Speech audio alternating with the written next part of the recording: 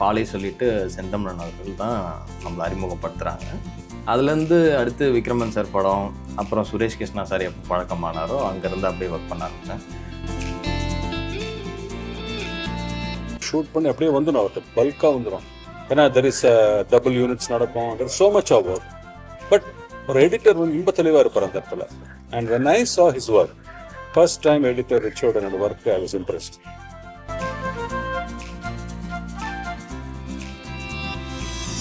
என்னை எடுத்த உடனே நான் எடிட்டரு டேரெக்டாக ஸ்பாட்டுக்கு போகிறேன்னு உடனே என்னை கூட்டுற அப்படியே டைரக்டர்னு அவர் கொடுக்கல. அசிஸ்டன்ட் டைரக்டரு, 2 படம் அசிஸ்டன்ட் டைரக்டராக ஒர்க் பண்ணேன், தெலுங்குல ஒர்க் பண்ணது. அதுக்கப்புறம் அசோசியேட் ஆகி தமிழில் ஒரு படம் சாருகேசின்னு ரிலீஸ் ஆக போகுது, அதில் அசோசியேட் ஆனேன். இப்போ அனந்தால தான் வந்து டைரக்டர்னு போட்டிருக்காரு.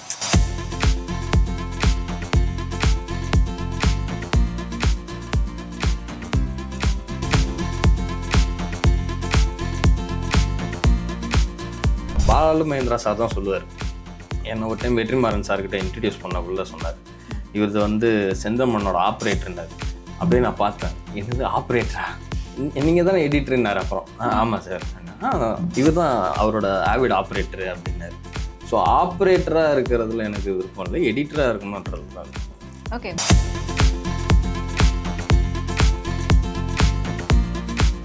மதிப்பெண்களை தாண்டி மனதார பாராட்டோம்னு சொல்கிறாங்க. இப்படி இங்கே பக்கம் இப்படி போகுது, இந்த பக்கம் தேட்டரில் ஆள் வரல, படத்தை எடுத்துடலாமா?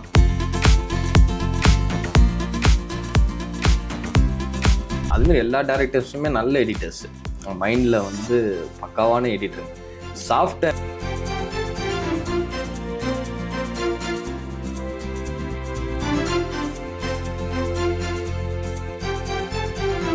Hello everyone. இன்னைக்கு நம்ம கூட இருக்கிறவங்க எடிட்டர் ரிச்சர்ட். வாங்க அவரை பத்தி பல இன்ட்ரெஸ்டிங்கான விஷயங்களை கேட்டு தெரிஞ்சுக்கலாம். Hello sir. ஹாய். எப்படி இருக்கீங்க சார்? நல்லா இருக்கேன், நீங்கள் எப்படி இருக்கீங்க? ரொம்ப நல்லா இருக்கேன் சார். சார், நீங்கள் ஒரு அசோசியேட் டைரக்டராக இருந்து எடிட்டர் ஆகி ஒரு சீரியல்லையும் நடிச்சிருக்கீங்க. உங்கள் ஸ்டார்டிங் கரியரோட அந்த ஸ்டேஜ் இருக்குல்ல, அதை பற்றி கொஞ்சம் சொல்லுங்கள், உங்கள் ஜேர்னி பற்றி சொல்லுங்கள். ஆக்சுவலாக ஃபஸ்ட்டு படம் வந்து 2011 எடிட்டராக பண்ணேன். அப்போ இருந்த சின்ன வயசு எடிட்டர்னா நான் தான். அதேமாதிரி அந்த படம் வந்து முழுக்க முழுக்க ஒரு லேப்டாப்பில் பண்ண முதல் படம். விகடனில் கூட அதை பற்றி பெரிய ஆர்டிக்கல்லாம் எழுதியிருந்தாங்க. அப்போ அங்கே ஆரம்பித்தது அதான் முதல் படம். பாலை சொல்லிட்டு செந்தமிழன் அவர்கள் தான் நம்மளை அறிமுகப்படுத்துகிறாங்க. அதுலேருந்து அடுத்து விக்ரமன் சார் படம், அப்புறம் சுரேஷ் கிருஷ்ணா சார் எப்போ பழக்கமானாரோ அங்கேருந்து அப்படியே ஒர்க் பண்ண ஆரம்பித்தேன். ரொம்ப நாளாக எடிட்டிங் உள்ள நான் வந்ததுக்கு காரணமே வந்து டைரக்ஷன் தான். ஃபிலிம் இன்ஸ்டியூட் படிக்குள்ளேயே சரி டைரக்ஷன் தான் போய் ஜாயின் பண்ணது. நடுவில் ஒரு ஆஃபர் கொடுத்தாங்க, என் கவர்மெண்ட் எக்ஸாம். அது எக்ஸாம் எழுதுறதுக்கு முன்னாடி ஒரு 2 months இருக்கும்னு நினைக்கிறேன். அப்போ யாராச்சும் ப்ரொஃபஷ்னலாக மாற்றிக்கணும்னு நினச்சிங்கன்னா மாற்றிக்கோங்க அப்படின்னாங்க. ஏற்கனவே நான் பயங்கர குழப்பத்தில் இருந்தேன். ஏன்னா அப்போ ரூம் எடுத்து தங்கக்குள்ளே சீனியர்ஸ் கூட தான் தங்குவோம். டைரக்ஷன் டிபார்ட்மெண்ட்டில் இருந்தவங்க எல்லாருமே ரூமில் தான் இருப்பாங்க. எடிட்டரு, கேமரா, இந்த டிபார்ட்மெண்ட் படித்தவங்க எல்லாருமே வேலைக்கு போயிடுவாங்க.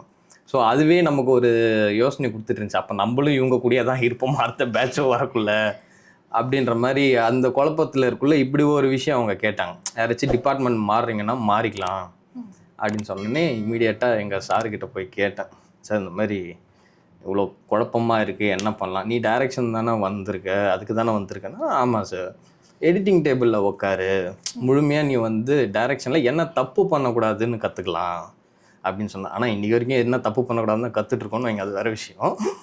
ஆனால் அந்த டேபிளில் உட்காந்தோன்னா டைரக்ஷனை முழுமையாக கற்றுக்கலாம் அப்படின்னு சொன்னேன். ஸோ அங்கேருந்து எடிட்டர் ஆனது தான். அப்புறம் ஃபஸ்ட்டு படம் பாலை, அப்புறம் அடுத்தடுத்த படங்கள் அப்படியே ஒர்க் பண்ணிவிட்டு கொஞ்சம் அப்புறம் சின்ன திரையிலையும் ஒர்க் பண்ணிகிட்டு இருந்தேன். மகாபாரதம் அதெல்லாம் சன் டிவிக்கு பண்ணிவிட்டு இப்போ இன்னைக்கு அனந்தா வரைக்கும் வந்திருக்கு. ஓகே சார், அப்போ உங்களுக்கு ஒரு கன்ஃபியூஷன் இருந்துச்சு, டைரக்ஷன் பண்ணலாமா இல்லை எடிட்டிங் போகலாமான்னு. இப்போ கேட்டால் நீங்கள் டைரக்ஷன் பண்ணுறீங்களா இல்லை எடிட்டிங் போகிறீங்களா அப்படின்னு கேட்டால் என்ன பதில் சொல்லுங்கள்? டைரக்ஷன் தான் அதுக்கு தான் வந்தது. ஆனால் இது வந்து நமக்கு எக்ஸ்ட்ராவாக ஒரு நாலேஜை கொடுக்கும் அப்படின்றதுக்காக நான் ஒர்க் பண்ணுற எல்லா படமும் எனக்கு ரொம்ப ஃப்ளெக்சிபிளாக இருக்க டேரக்டர்ஸ்க்கு நல்லாவே தெரியும், நான் அது உள்ள ஸ்கிரிப்டில் இறங்கி வேலை செய்வேன்னு. இப்போ தான் ஸ்பாட் ஒர்க் பண்ண ஆரம்பிச்சிருக்கேன். சுரேஷ் கிருஷ்ணா சார் கூட ஒரு 3 தெலுங்கு படமும், இப்போ இந்த தமிழ் படமும், அவர் கூட 2 தமிழ் படம், 2த்துலேயுமே இவர்கிட்டையும் அசிஸ்டன்ட் டைரக்டர்லேருந்து எடுத்த உடனே நான் எடிட்டரு டேரெக்டாக ஸ்பாட்டுக்கு போகிறேன்னு உடனே என்னை கூட்டுற அப்படியே டைரக்டர்னு அவர் கொடுக்கல. அசிஸ்டன்ட் டைரக்டரு, 2 படம் அசிஸ்டன்ட் டைரக்டராக ஒர்க் பண்ணேன், தெலுங்குல ஒர்க் பண்ணது. அதுக்கப்புறம் அசோசியேட் ஆகி தமிழில் ஒரு படம் சாருகேசின்னு ரிலீஸ் ஆக போகுது, அதில் அசோசியேட் ஆனேன். இப்போ அனந்தால தான் வந்து கோ டைரக்டர்னு போட்டிருக்காரு. ஸோ இதுவும் ஸ்டெப் பை ஸ்டெப்பாக வந்துட்டு தான் இருக்கும். ஸோ அடுத்து படங்கள் பண்ண முயற்சி பண்ணிட்டு இருக்கோம். ஓகே சார், இத்தனை ஸ்டேஜ் ஒர்க் பண்ணியிருக்கீங்க. இதில் உங்களுக்கு ரொம்ப பிடிச்ச ஒரு ஒர்க்னா என்ன? இதில் தான் நிறையா கற்றுக்கிறதுக்கு எனக்கு ஸ்பேஸ் அதிகமாக இருந்துச்சு அப்படின்னு சொன்னால் எந்த ஒர்க்? இல்லை, ஆக்சுவலாக பிடிச்ச ஒர்க்கு பிடிக்காத ஒர்க்கு எதுவுமே கிடையாது. எல்லாமே இன்ட்ரெஸ்டிங்காக தான் இருக்கும். எந்த டேரக்டர், படம் பண்ண டேரக்டரோ படம் பண்ணாத டேரக்டரோ யார் ஒரு சீன் எடுத்துகிட்டு வந்து கொடுத்தாலும் இந்த சீனை எப்படி நம்ம கன்வே பண்ணலாம், இந்த சீனோட பீக் பாயிண்ட்ஸு, எங்கே ஹைக் இருக்குது, என்ன பண்ணலாம், யாரோட பர்ஸ்பெக்டிவில் இந்த சீனை கன்வே பண்ணலாம். இப்போ நம்ம 4 பேர் உட்காந்து பேசிகிட்டு இருக்கோம்னா இதில் யாரோட பர்ஸ்பெக்டிவில் போகணும், அப்பாவோட பர்ஸ்பெக்டிவில் இந்த கதையை சொல்லணும். ஏன்னா எல்லா ஷாட்டும் எல்லா ஆங்கிளும் வச்சுருக்காங்க. 3 இப்போ வந்து மல்டி கேமரா செட்டப் வந்ததால் எல்லா ஷாட்ஸுமே எல்லாத்துக்குமே. ஸோ அந்த ஒர்க்கு வந்து இன்ட்ரெஸ்டிங்காக இருக்கும். அது எந்த படம் வந்தாலும் சரி. நான் என்னென்னா பேசிக்காகவே வந்து டைரக்ஷன் டிபார்ட்மெண்ட் தான் கான்சென்ட்ரேட் பண்ணுறோன்றதால பெருசாக நான் யாரையுமே ஃபாலோ பண்ணி இந்த டேரக்டர்ஸ் கிட்ட தான் ஒர்க் பண்ணணும், இப்படி போய் அடுத்தடுத்து படங்கள் பண்ணணும், 25 படம் பண்ண எடிட்டர், 100 படம் பண்ண எடிட்டர்னு பேர் வாங்கணும், அப்படிலாம் கிடையாது. எனக்கு அனுபவங்களை சேர்த்துக்கிறதுக்கும் என் பர்சனல் எக்ஸ்பீரியன்ஸுக்கு எது ஹெல்ப் ஆகும்னு பார்த்து ஒர்க் பண்ண டேரக்டர்ஸ் தான். அப்படி வந்தது தான் செந்தமண்ணன், விக்ரமன் சார், சுரேஷ் கிருஷ்ணா. கொட்டு வாங்கினாலும் மோதிரம் கையில் வாங்கணும் அப்படின்னு சொல்லிட்டு இவங்க கூடலாம் இருந்து கிட்டத்தட்ட ஒரு பெய்டு ஸ்டூடெண்ட்டுன்னே சொல்லலாம். இவங்கெல்லாம் எனக்கு வந்து சம்பளம் கொடுத்து என்னை கௌரவமாக அவங்க பக்கத்தில் உட்கார வச்சு சொல்லி கொடுத்துட்டு போனாங்க.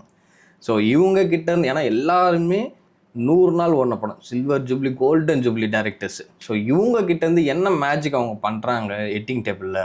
நான் சுரேஷ் கிருஷ்ணா சார்கிட்ட போகக்குள்ளேயே அதுக்காக தான் போனேன்னு. ஏன்னா அவர் மகாபாரதம் பண்ணுறாரு, சீரியல் பண்ணுறாரு. நான் இப்போ சீரியல் பண்ண வேண்டாம், படங்கள் மட்டுமே பண்ணலாம் அப்படின்ற ஒரு மைண்ட் செட்டில் இருந்த டைமில் மகாபாரதம்னு ஒரு சீரியல் ஆஃபர் வரக்குள்ள பிரபஞ்சன் பிடிச்ச ரைட்டரு, பிடிச்ச டைரக்டர், பாட்ஷாலாம் வந்து எடிட்டிங் டேபிளில் பண்ண படம்ன்றது ரொம்ப தெளிவாக தெரியுது. ஸோ அது என்ன பண்ணார் இவர் அப்படின்ட்டு அவர் கூட உட்காந்து ஒர்க் பண்ணுற அந்த எக்ஸ்பீரியன்ஸுக்காக மகாபாரதம்னு ஒரு சீரியல் கமிட் பண்ணி அவர் கூட உட்காந்து இன்னைக்கு 10 வருஷம் இருக்கும்னு நினைக்கிறேன். அவர் கூடவே அப்படியே ட்ராவல் பண்ணி அவர்கிட்ட இருந்து இன்னும் லேர்னிங் தான், டெய்லியும் லேர்னிங் தான். ஓகே சார், இப்போ ஒரு 5 படம் பண்ண ஒரு டேரக்டர், புதுசாக ஒரு படம் பண்ணியிருக்கிற டேரக்டர், 2 பேருமே உங்களை ஆஃபர் பண்ணுறாங்கன்னா நீங்கள் யாரை ஃபஸ்ட்டு இது பண்ணுவீங்க, அப்ரோச் பண்ணுவீங்க? எடிட்டிங்க்கு என்ன அப்ரோச் பண்ணக்குள்ளையா அப்படிலாம் யோசிக்கிற மாதிரி இல்லை. இல்லை, நமக்கு தோணும்ல இவங்க ஆல்ரெடி நல்லா பண்ணியிருப்பாங்க, இல்லை ஃபஸ்ட் டைம் ஒரு எடிட் வருது, அவங்க எப்படி பண்ணுறாங்கன்னு பார்க்கணும் அப்படின்னு ஒரு இன்ட்ரெஸ்ட் இருக்கும்ல. எதில் உங்களுக்கு அதிகமாக அந்த ஈர்ப்பு வரும்? எனக்கு பெரும்பாலும் எக்ஸ்பீரியன்ஸான ஆட்கள் கூட ஒர்க் பண்ணுறது தான் எனக்கு பெட்டரு. ஏன்னா என் மைண்ட் செட்டுக்கு, ஏன்னா வரவங்க ஈஸியாக நம்ம சொல்கிறது எல்லாத்தையுமே ஏற்றுக்கிறாங்கன்னா பரவாயில்ல, இல்லைன்னா அவங்ககிட்ட இருந்து நம்ம கற்றுக்கணுன்னா பரவாயில்ல. நடுவில் நான் ஒரு ப்ராஜெக்ட் பண்ணேன், சாரோட ப்ரொடக்ஷனில் தான். வழக்கமாக கம்ஃபர்ட்டான டேரக்டர்ஸ் கூட மட்டும்தான் ஒர்க் பண்ணணுன்ற முடிவில் இருக்கேன் நான்.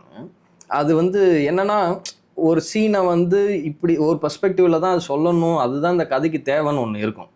இல்லை நம்ம அப்படி பண்ணி பார்க்கலாமான்னு சொல்லிட்டு கிட்டத்தட்ட ஒரு 5 மணி நேரம் உட்காந்து எடிட் பண்ணிவிட்டு அதுக்கப்புறம் இல்லை அதுவே கரெக்டாக இருந்துச்சுன்னு சொல்கிறது வேணாம். இப்போ இவங்கெல்லாம் சார் பார்த்தீங்கன்னா, சுரேஷ் கிருஷ்ணா சார் எடிட்டே வரமாட்டார். ஷூட்டு முடிஞ்சிச்சா 1 hour ஃபர்ஸ்ட் ஹாஃப் காமிப்போம், 1 hour செகண்ட் ஹாஃப் காமிப்பேன். அப்புறம் தான் எடிட்டில் உட்காந்து அவரோட மேஜிக்கை பண்ணுவார்.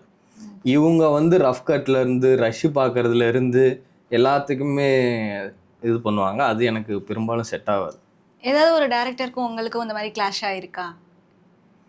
எல்லா டேரக்டர் கூடமே சண்டை தான் நடக்கும் எடிட்டிங் டேபிளில்.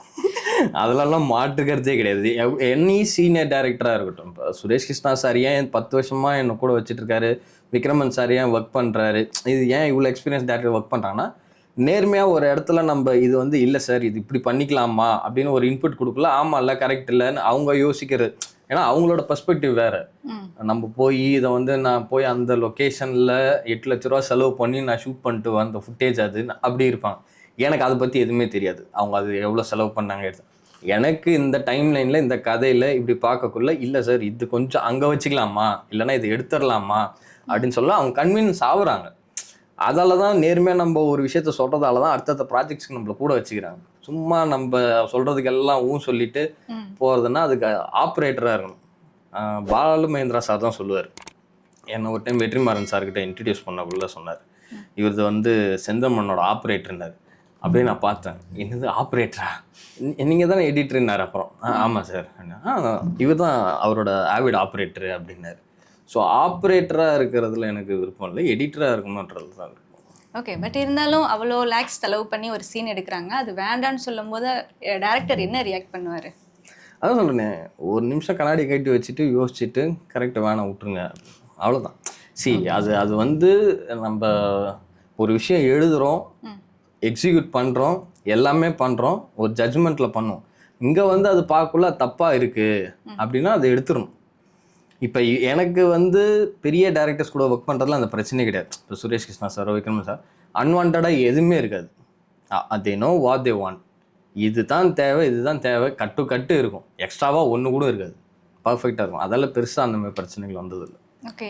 போலீஸ் ஸ்டோரி, ஆர்டிஐ, அனந்தா அந்த மாதிரி பல மூவிஸ்லாம் பண்ணியிருக்கீங்க. இதுக்கு முன்னாடி பண்ண மூவிஸ் கொஞ்சம் அதுலேருந்து உங்களுக்கு ஒரு எக்ஸ்பீரியன்ஸ் கிடைச்சிருக்கும். இப்போ புதுசாக பண்ணும்போது அந்த மூவியில் அப்படி பண்ணியிருக்கலாமோ அப்படி எப்பயாவது ஃபீல் பண்ணியிருக்கீங்களா? கண்டிப்பாக நான் பார்க்கவே மாட்டேன். டிவியில் ஓடக்குள்ள கூட பார்க்க மாட்டேன். ஏன் சார்? ஏன்னா அது என்ன சொல்கிறது, எப்பயுமே அது பெட்டர்மெண்ட் ஆக்கணும்னு தான் தோணிகிட்டே இருக்கும். இன்னொன்று ரொம்ப ஓப்பனாக சொல்லணும்னா, சின்ன விஷயங்கள் ஒரு சோம்பேறித்தனத்தால் விட்டுருப்போம். ஒரு கிராஸ் டிசால்வ் போட்டிருப்போம், அது ரெண்டராக இருக்காது, அது அப்படியே இருக்கும். அது டிவியில் திரும்ப திரும்ப திரும்ப திரும்ப ஓடுறத பார்க்கல, அடாடா இது என்னடா அது ஒரு 5 நிமிஷம் செலவு பண்ணி அன்றைக்கி பண்ணி அது பெரிய மன உளைச்சல் இருக்கும். அதுலேருந்து ஒரு லெசன் வந்ததால் இதெல்லாம் ஸ்டார்டிங் ஸ்டேஜில் சொல்கிறோம். அதுக்கப்புறம் அந்த தப்பை பண்ணுறதில்ல, வெயிட் பண்ணுங்கள், டைம் ஆகும், இதை பண்ணிவிட்டு கொடுக்குறேன். அப்படி இருந்தால் கூட நான் பார்க்குறது இல்லை. ஏன்னா அது அடுத்தடுத்து வேறு அதில் இது பண்ணியிருக்கலாமோன்னு தோண்டிகிட்டே தான் இருக்கும். ஏன்னா அது ரிலீஸ் டைமு, அந்த ப்ரெஷரில் வந்து நிறைய இது கொடுங்க, அது கொடுங்க, அது கொடுங்க, இது கொடுங்கன்னு ஒரு மாதிரி இருக்கும். நம்ம என்ன பண்ணுறோம் நம்மளே புரிஞ்சுக்காத அளவுக்கு இருக்கும். அந்த டைமில் கொஞ்சம் தெளிவாக இருக்கிறது தான் நல்லது. ஒரு மூவி பண்ண குறைஞ்சது எவ்வளோ நாள் ஆகும்? நாங்கள் டெய்லியும் ஷூட் பண்ணுற ரஷ்ஷஸ் வந்துடும். நம்ம அசோசியேட் இருக்காப்புல, சிவா இருக்காப்புல, அவங்க கட் பண்ணி வச்சுருவாங்க, கிட்டத்தட்ட பர்ஃபெக்டாக சீனை வச்சுருவாங்க. அதுக்கப்புறம் நான் உட்காந்து அதை பார்த்து அங்கங்கே என்ன பண்ணணுமோ அதை பண்ணிவிட்டு, ஏன்னா டேரக்டரோட பெர்ஸ்பெக்டிவ், கதை எனக்கு சொன்னது, நரேஷன், பேப்பர், இவ்வளோ விஷயம் நமக்கு தெரியுன்றதால, ஸோ சார் இது இப்படி எதிர்பார்ப்பாரு, இது இப்படி கன்சீவ் பண்ணலான்னு அந்த சின்ன சின்ன கரெக்ஷன்ஸ் மட்டும் பண்ணிவிட்டு, டெய்லியும் வர ரஷ்ஷஸ் நாங்கள் அப்பப்போயே பண்ணிவிடுவோம். அதிகபட்சம் ஒரு படம் எடிட் பண்ண 20-25 நாள் தான். ஓகே. 6 மாதம் 7 மாதம் அதெல்லாம் ஒன்றுமே கிடையாது. படம் அவ்வளோ நாள் எடுக்கும், டெய்லியும் உட்காந்து எடிட் பண்ணிட்டு இருக்க மாட்டோம். Sir, day and night work பண்ணுறீங்க, ஒரு 24 ஹவர்ஸ், அதுலேயே ஒரு 22 அந்த அவ்வளோ நேரம் நீங்கள் ஒர்க் பண்ணுறீங்கன்னா அந்த மென்டல் ப்ரெஷரை நீங்கள் எப்படி ஹேண்டில் பண்ணுறீங்க? அது வந்து இருக்க தான் செய்யும், அது எதுவுமே பண்ண முடியாது. எடிட்டர்ஸோட லைஃப்னு ChatGPT கேட்டால் என்ன சொல்லுதோ அதே மாதிரி தான் அது வந்து எழுதப்படாத விதி. சீரியலில் நடிக்கும் போது உங்கள் செட்டிலே ரொம்ப ஜாலியாக இருக்கும் அப்படின்னு சொல்லியிருக்காங்க, அது உண்மையா? எந்த அளவுக்கு நீங்கள் ஜாலியாக இருப்பீங்க? நாங்கள் இவ்வளோ ப்ரெஷரில் எடிட்டராக இருந்துட்டு, அசிஸ்டன்ட் டைரக்டராக இருந்துட்டு, அசோசியேட் டைரக்டராக இருந்துட்டு, ஒரு நல்ல பொட்ட வெயில், கேரவேன் உள்ள அழகாக மேக்கப் போட்டுட்டு பாட்டு கேட்டுட்டு உட்காந்துருக்கேன். வேர்த்து விறுவிறுக்க ஒரு அசிஸ்டன்ட் டைரக்டர் ஓடி வந்து, சார் ஷார்ட் ரெடின்னு கூப்பிட்றாரு. அப்போ அந்த கேரவேன்லேருந்து நான் இறங்குள்ள நான் பார்க்குறேன், நம்ம நின்ன இடம் தானடா அது, நம்ம இது. அப்போ அந்த ஒரு வித்தியாசம் தெரியுதுல்ல, அங்கே இருக்கிறதுக்கும் இங்கே இருக்கிறதுக்கும் எவ்வளோ டிஃப்ரென்ஸ் இருக்குது. நமக்கு என்ன வேலை, ஒன்றும் இல்லை, போய் சாப்பிட்றது, சொல்கிறத செய்கிறது, வர்றதுக்கு ஒரு ப்ரெஷர் இல்லை. அது ஜாலியாக தான் இருக்கும். ஜாலியாக ஃபன் பண்ணுறது தவிர வேறு ஒன்றுமே கிடையாது. ஷூட்டிங் பண்ண நடிகனாக போயிட்டா ஜாலி தான். அப்போ நீங்கள் நடிகனாக போகிற ஐடியா இருக்கா சார் படத்தில்? பண்ணுவோம், எது வந்தாலும் பண்ணுவோம். கொஞ்சம் படங்கள்லாம் பண்ணிவிட்டு சமுத்திரக்கனி அந்த மாதிரி ஏதாச்சும் நல்ல ரோல்ஸ் வந்துச்சுன்னா அதுக்கப்புறம் பண்ணிக்கலாம். நீங்கள் எந்த மாதிரி சாஃப்ட்வேர்லாம் யூஸ் பண்ணுவீங்க? ஃபஸ்ட்டு ஆரம்பித்தது வந்து ப்ரீமியரில் ஆரம்பித்தது. அதுக்கப்புறம் அங்கேருந்து ஆவிடுக்கு மாறணும். படித்தது எல்லாமே ஆவிட் தான். ஆவிட் அண்ட் FCP தான் படித்தது இன்ஸ்டியூட்டில். அது 2 தான் சொல்லி தருவாங்க. எங்களுக்கு அன்றைக்கி day to day life run பண்ணுறதுக்கு ப்ரீமியர் தேவைப்பட்டது. அதால் ப்ரீமியர் கற்றுக்கிட்டு சின்ன சின்ன கல்யாண எடிட்டிங்கு, ஹைலைட்ஸு இதெல்லாம் கட் பண்ணிகிட்டு இருந்தோம் படிக்கிறப்பவே. இதுதான் ஸ்டார்டிங் ஸ்டேஜ். அங்கேருந்து தான் இங்கே வரோம். கல்யாண எடிட்டிங்கில் இருந்து தான் இன்றைக்கி படம் எடிட்டராக வரும். அங்கே இருக்கக்குள்ளே ப்ரீமியர் யூஸ் பண்ணேன். அதுக்கப்புறம் சேனல்ஸு இங்கெல்லாம் போகக்குள்ள ஆவிட் வச்சுருந்தாங்க. கலைஞர் டிவியில் ஆவிட் இருந்துச்சு. விண்ணைத்தோடுன்னு ஒரு ப்ரோக்ராமில் சீஃப் எடிட்டராக பண்ணிகிட்டு இருந்தேன். அப்புறம் விண்ணைத்தோடுக்கு ஆவிடில் போனோம். அப்புறம் பாலை வந்து ஆவிடில் தான் பண்ணேன். விக்ரமன் சார் படம் பண்ணக்குள்ளே தான் விக்ரமன் சார் கேட்டார், என்னங்க இன்னமும் ஆவிடில் பண்ணுறீங்க, எல்லோரும் FCPக்கு மாறிட்டாங்க, நீங்கள் ஆவிட்லேயே இருக்கீங்களேன்னு. அப்படியா, சாஃப்ட்வேர் தானே அது, சரி ஓகே சார் கேட்குறாரு பண்ணிவிடுவோம் அப்படின்ட்டு அங்கேருந்து FCPக்கு மாறினேன். இப்போ எல்லாருமே திரும்பி ப்ரீமியர் கேட்குறாங்க. ப்ரீமியர் CC வந்து பயங்கரமாக அப்டேட் பண்ணிட்டாங்க. ஸோ எல்லோரும் இன்றைக்கி ப்ரீமியர் கேட்குறாங்க. இப்போ அனந்தாலாம் ப்ரீமியரில் பண்ணுது. இப்படியே அவங்கவுங்க யார் யார் என்னென்ன கேட்குறாங்களோ அந்த சாஃப்ட்வேர் டசன்ட் மேட்டர்ஸ், நம்ம என்ன பண்ணுறோன்றது தான். Okay sir. சுரேஷ் கிருஷ்ணா சார்கிட்ட நீங்கள் ஒர்க் பண்ணியிருக்கீங்க, அந்த எக்ஸ்பீரியன்ஸ் பற்றி கொஞ்சம் சொல்கிறீங்களா? மற்ற டேரக்டருக்கும் அவருக்கும் இருக்க அந்த யூனிக்கானது. சுரேஷ் கிருஷ்ணா சார் மாதிரி ஒரு லெஜண்ட் கூட ஒர்க் பண்ணுறதெல்லாம் பெரிய கிஃப்ட்டு. அது வந்து இன்றைக்கும் அது வந்து நான் இன்றைக்கி நம்ம வாழ்ந்துட்டு இருக்கிற ஒரு வாழ்க்கை யாருதுன்னு பார்த்தீங்கன்னா யார் கொடுத்ததா இருக்கும்னு பார்த்தீங்கன்னா செந்தமண்ணை ஃபஸ்ட்டு, அதுக்கப்புறம் சுரேஷ் கிருஷ்ணா சார். இவங்களோட இதில் தான் நம்ம இன்னமும் இருந்துகிட்ருக்கோம். அப்படி பார்த்தோன்னா சார் கூட ஒர்க் பண்ணுறதுல ஒரு ப்ரெஷருமே கிடையாது. அவர் வந்து காம் டு த கோர். நாங்கள் தான் டென்ஷன் ஆகுமே தவிர ஸ்பாட்டில் அவர் டென்ஷனே ஆக மாட்டார். எவ்வளோ பெரிய செட்டாக இருந்தாலும் சரி, எவ்வளோ பெரிய ஆர்டிஸ்ட்டு சுற்றி இப்போ ஜெகபதி பாபு, சுஹாசினி மேம், தலைவாசல் விஜய், இவர் ஒய்ஜி மகேந்திரன், எல்லா அபிராமி, பெரிய ஸ்டார் காஸ்ட் இருக்கும். பெரிய பிரச்சனை இருக்கும் செட்டில், இன்னும் ஒர்க்க முடியல, பெயிண்டிங் இருக்கும். கூலாக நிதானமாக அது எவ்வளோ நேரம் ஆகும், 1/2 அன் ஹவர் ஆகுமா சார், இந்த பக்கம் வைங்க, இந்தந்த ஷார்ட்ஸ்லாம் முடிச்சிடும். அந்த இது வந்து அவர்கிட்ட இருந்து பெருசாக கற்றுக்கணும். அதே மாதிரி எடிட்டிங்கில் மேஜிக் தான். திடீர்னு இப்போ ரீசெண்டாக அனந்தால கூட நான் சர்ப்ரைஸ் ஆனேன். ஒரு சீனு ஒய்ஜிஎம் சார் வந்து வீட்டில் உட்காந்து பேசிகிட்டு இருப்பார். அதுக்கப்புறம் அது வேறு சீனு. அதுக்கப்புறம் அவங்க ஒய்ஃப் இறந்துட்டாங்கன்னு சொல்லிட்டு ரெயின் எஃபெக்டில் வெளியில் உட்காந்து பார்த்து ஃபீல், அது வேறு சீனு. இந்த சீனு வந்து பயங்கரமாக பர்ஃபார்ம் பண்ணுறாரு ஒய்ஜிஎம். அவர் சுரேஷ் கிருஷ்ணா சார் என்ன சொல்கிறாரு, இது ஓகேடா, இது ஹோல்ட் ஆகுது, இதை ஏன் நம்ம இன்டர்கட் பண்ணால் இன்னும் இன்ட்ரெஸ்டிங்காக இருக்கும்னு தோணுது, என்ன சொல்கிற அப்படின்னாரு. எந்த சீனை சார் இன்டர்கட் பண்ணலான்றீங்க? சீன் இல்லைடா, ஒரு மாண்டேஜ் நம்ம ரெயினில் எடுத்தோம்ல, அந்த ரெயினோட ஷார்ட்ஸும் இங்கே நடுவில் வந்துட்டு வந்துச்சுன்னா ரெண்டுமே கொஞ்சம் வேறு மாதிரி ஒரு இம்பேக்டை கொடுக்குமோன்னு தோணுது. ட்ரை பண்ணி பார்க்கலாம் சார். ஏன்னா அவர் சொல்கிறது நான் கன்வின்ஸ் ஆகிறேன், புரியுது இப்படி தான் வரப்போகுது அப்படின்னு. அதே மாதிரி பண்ணி பார்த்தா வேறு லெவலில் இருக்குது. அப்போ அங்கேயும் அவர் மேஜிக் கிரியேட் பண்ணுறாரு. எடுத்ததை அப்படியே பேப்பரில் எடுத்ததை டிஸ்கஷனில் பேசுனதை அப்படியே எக்ஸிக்யூட் பண்ணுறது கிடையாது. எடிட்டில் என்ன பண்ணலாம், எடிட்டில் அடுத்த கட்டத்துக்கு எப்படி கொண்டு போகலான்னு அவர் பண்ண விஷயம்